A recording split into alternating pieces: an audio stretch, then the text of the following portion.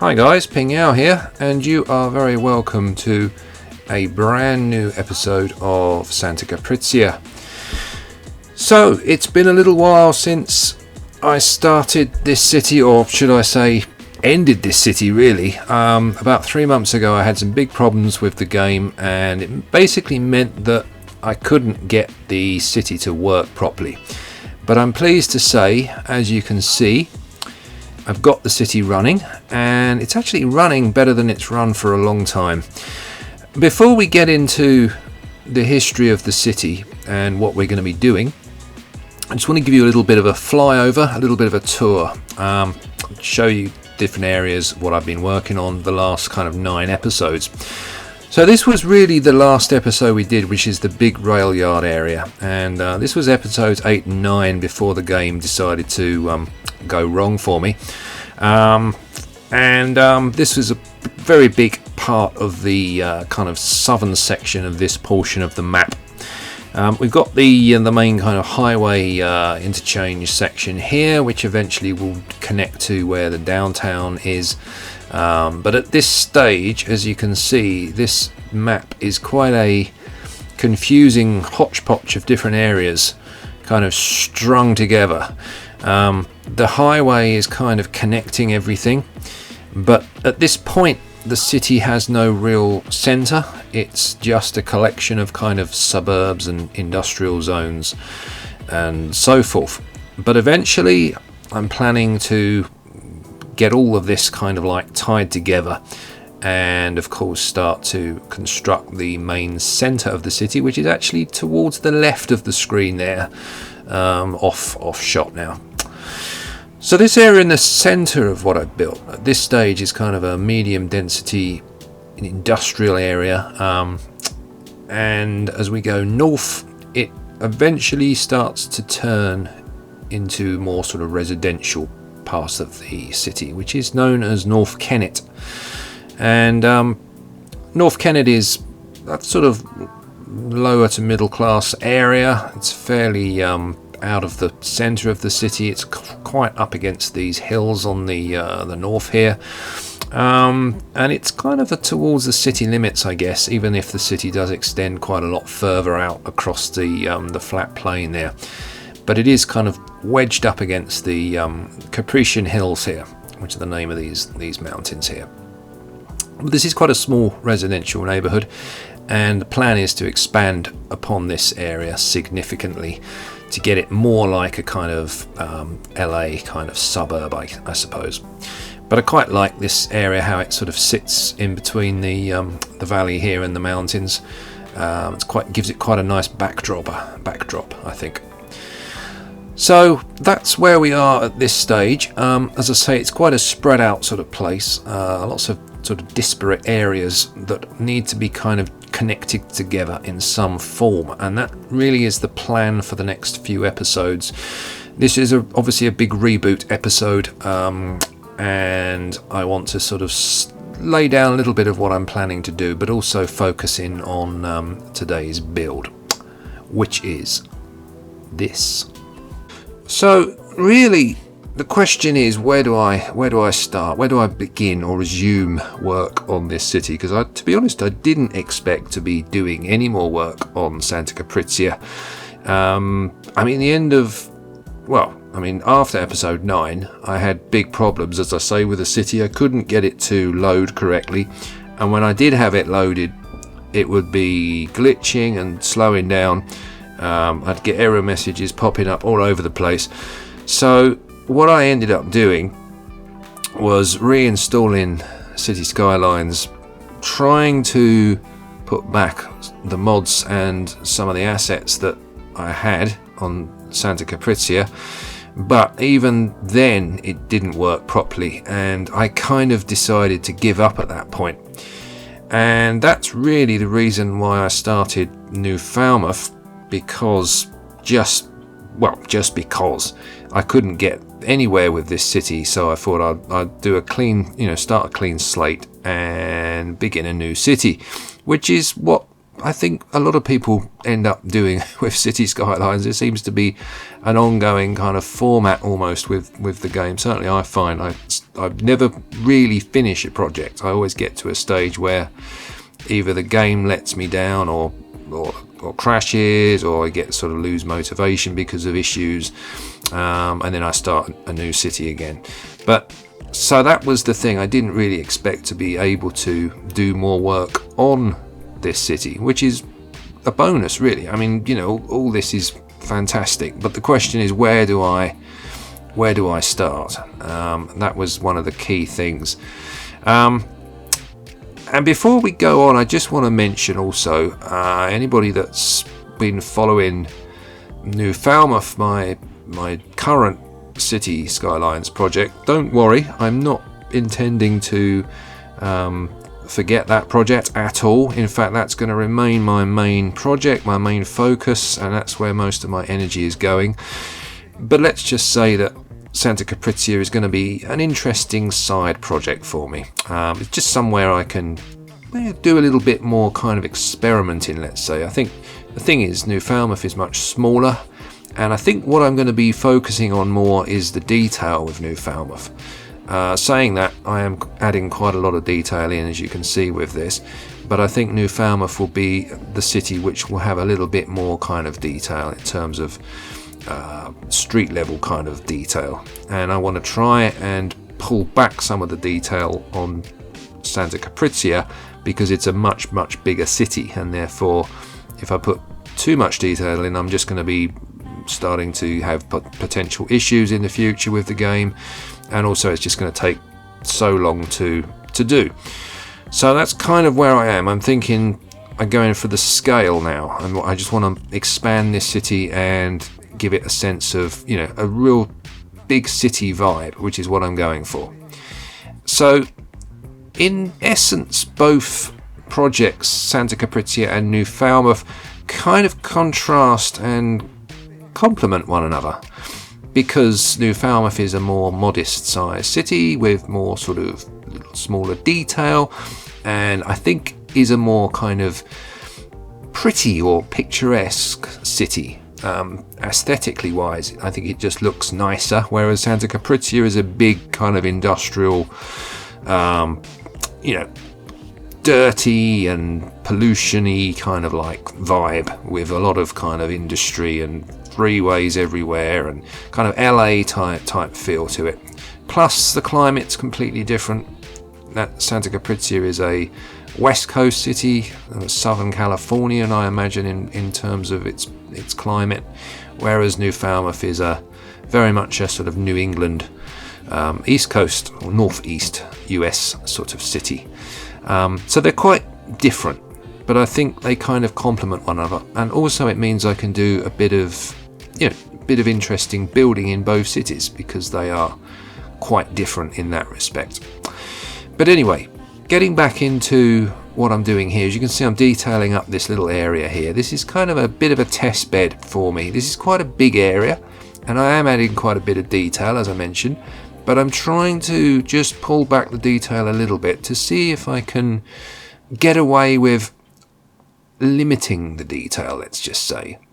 Not to the point where it's not looking kind of realistic, let's say, but at least it's becoming kind of realistic in terms of what I can do detail wise. I don't want to go overboard with this and give myself so much work.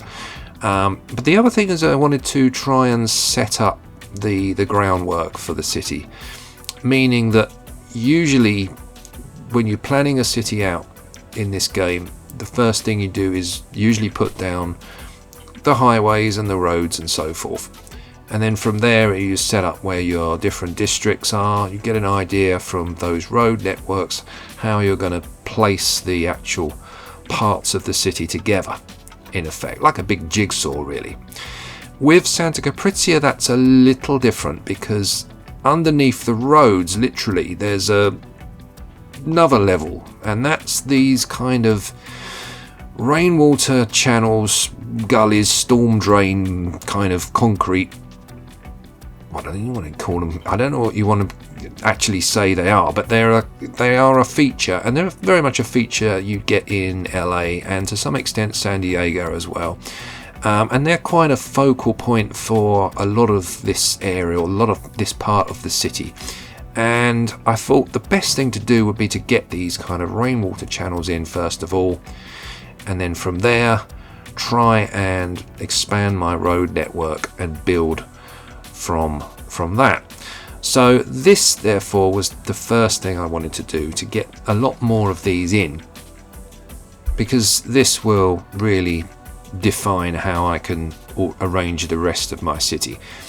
So this is a key kind of key part of the actual planning organization of the city.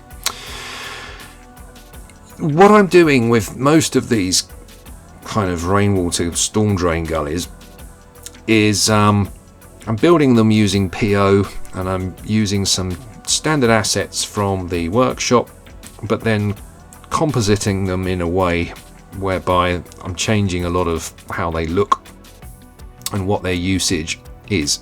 So for example, I think these are concrete kind of, I can't remember exactly what they are. They might be some kind of concrete cargo sort of platform, but I'm using those as my sort of basis for the rainwater gullies, and then adding some little sort of props like the sort of rubbish and so forth into those.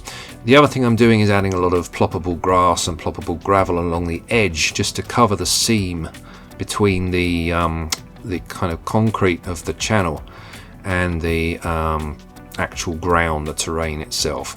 So that kind of works, and I've kind of nailed now how that sort of detail can be made, which is quite satisfying once you've kind of got to a stage where you're happy with how things are looking. The other feature with these sort of rainwater gullies, I think you get particularly a lot of rubbish and trash thrown in, so I am adding quite a lot of those sort of details to the rainwater gullies, and it actually makes quite good screenshots, oddly enough, to get these sort of urban, sort of grimy kind of details. I quite like getting shots like that.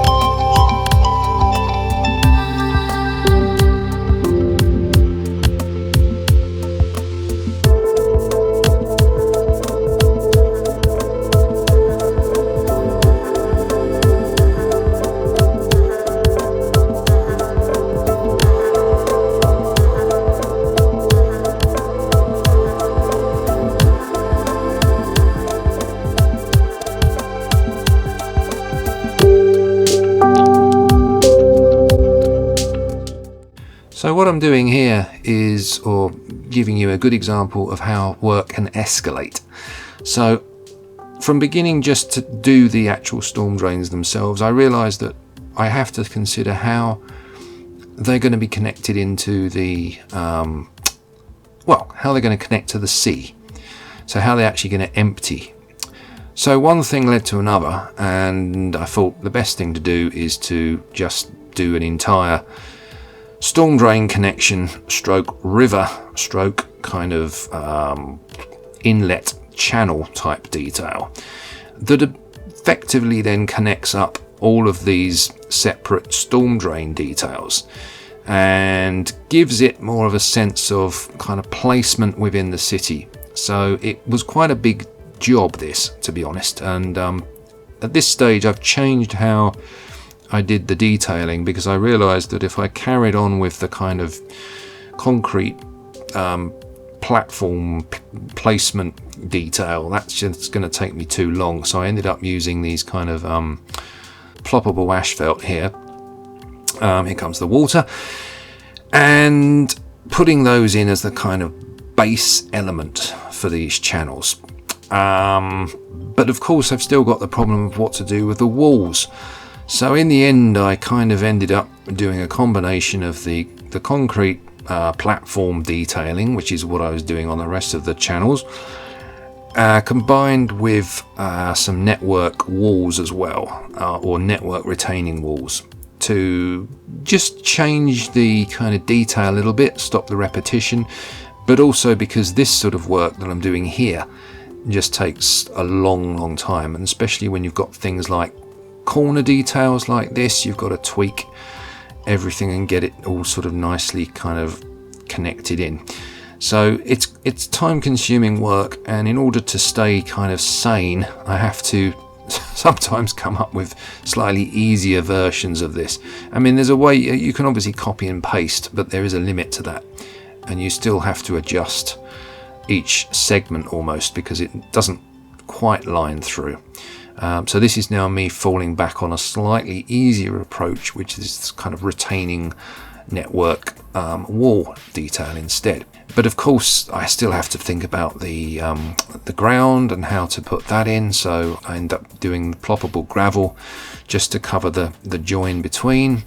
So it is still fiddly and time consuming work, but it's just something I thought, if I can get this built, then at least I've got it done, and I can concentrate then on some of my roads, getting my highways and things laid down.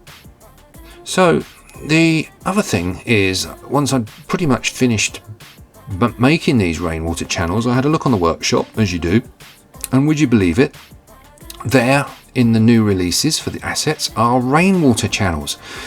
So in a way I was a little bit gutted, because I'd spent like ages building this stuff, and there we are, I've got an instantaneous network rainwater channel.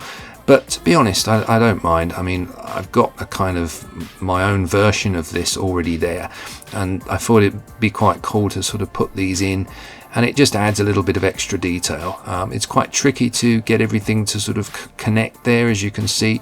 I have to sort of bodge some of how the joins and stuff work, but generally it sort of splices in quite well.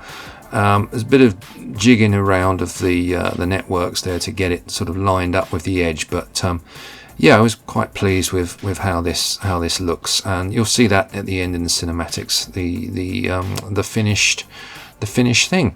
So anyway guys, I'm pretty much at the end of this video. I'm glad to say that Santa Capricia is back to life, and I shall be releasing let's hope some semi-regular episodes on Santa Capricia, because I want to keep up the momentum. But otherwise, do subscribe and do like the video if you've enjoyed it, and I shall see you probably in New Falmouth, I think, next time.